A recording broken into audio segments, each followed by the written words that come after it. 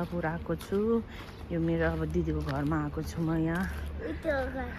घर चाहिँ यो मेरो दिदीको। आज दिदीकोमा यसो घुम्न आएको। यो चाहिँ मङ्गलापुर हो। यो नानी मन्दिर हो यो के हो? पार्क हो? यो पार्क हो के हो? यो चाहिँ दिदीको घर। म चाहिँ दिदीको घरमा आएको छु। उता रहेछ मन्दिर। यो चाहिँ मन्दिर रहेछ मङ्गलापुरको। गेट कहाँदेखि हो हजुर? उता गेट छ। यो चाहिँ मेरो दिदीको छोरी। हेलो हेलो रोहा। अब हामी चाहिँ एन्ट्रान्स कहाँबाट हो नानी? जान लाग्यो। पछाडि चाहिँ मेरो मम्मी हुनुहुन्छ। यताबाट अब हामी छिर्छौँ दिदीको घर। ल हिँड त तिमी। ल अब म पनि एन्टर ढोका लगायो। ल नानी चाहिँ हामीलाई लिन आएको थियो। ल अब दिदीलाई बोलाउँछु मैले। अब म चाहिँ पस्छु ल। पछि गर्छु ब्लग। ल बाई बाई। हजुरलाई भित्र देखाउँछु मेरो दिदीको घर। यो चाहिँ सिटिङ रुम हो दिदीको छोरीको। त्यही भएर बच्चा भएपछि त मेसी भइ नै हाल्छ। यो चाहिँ दिदीको किचन हो। किचन रुम हो यो चाहिँ। किचन रुम हो। अनि त्यसपछि यो चाहिँ मेरो दिदीको छोरी भयो के। नानी अरू के कुन कोठा देखाऊ त मलाई? यो हो हाम्रो ग्यास रुम। यो चाहिँ ग्यास रुम हो रे दिदीहरू। होइन के भन्छ मलाई भन्न आएन। यो सुगर केन के भन्छ अरे नेपालीमा? उखु रहेछ है। उखु त्यहाँ पनि छ त्यो टेबलमा दुईटा उखु।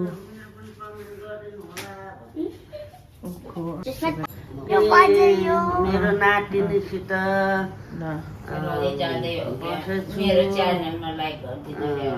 मेरो छोरीको च्यानलमा मेरो छोरीको च्यानलमा पनि लाइक गरिदिनु। त हुने भए त बनाइहाल्थेँ नि म। आउँछ नि। अनि यो चाहिँ बाहिर यस्तो भ्यू चाहिँ त कस्तो घाम लागिरहेको छ यहाँ नि मङ्गलापुर। अब त गर्मी सुरु भयो नि त। यस्तो छ यो। अब कता नानी? हजुर त्यसपछि हामी चाहिँ मुकबाङ गर्न भनेर म र नानी बसेँ मोमो खानलाई।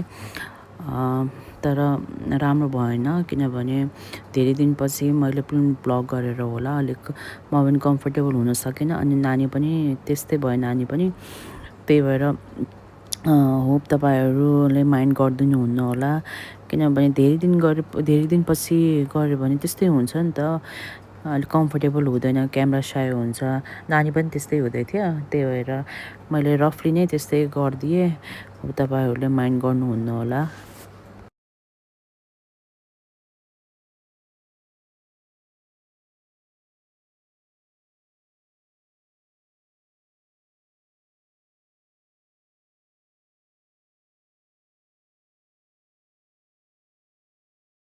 हेलो गाइस, यो हो मेरो घरको गार्डन जस्तै सोध्नु।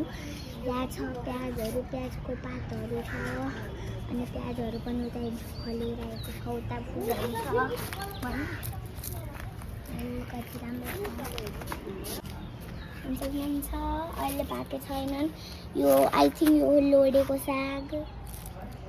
Yes, you're right. This is लोडेको साग। मामुले जहिले पनि लोडे साग भन्ने सोचे मलाई थाहा भइसक्यो नाम कल लोडे साग।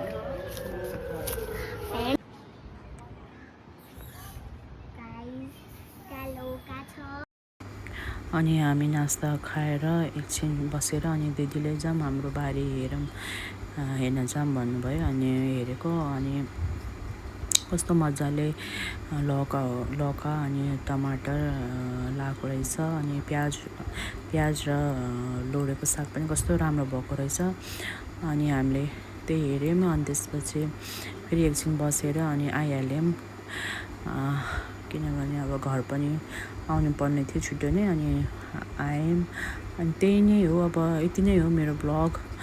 अब अब नेक्स्ट टाइम चाहिँ अलिक लामो गर्ने प्रयास गर्नेछु। त्यतिन्जेलसम्म मेरो च्यानललाई लाइक, सेयर, सब्सक्राइब अनि कमेन्ट पनि गरिदिनु होला, माया गरिदिनु होला। त्यही भन्दै म बिदा हुन चाहन्छु। Thank you.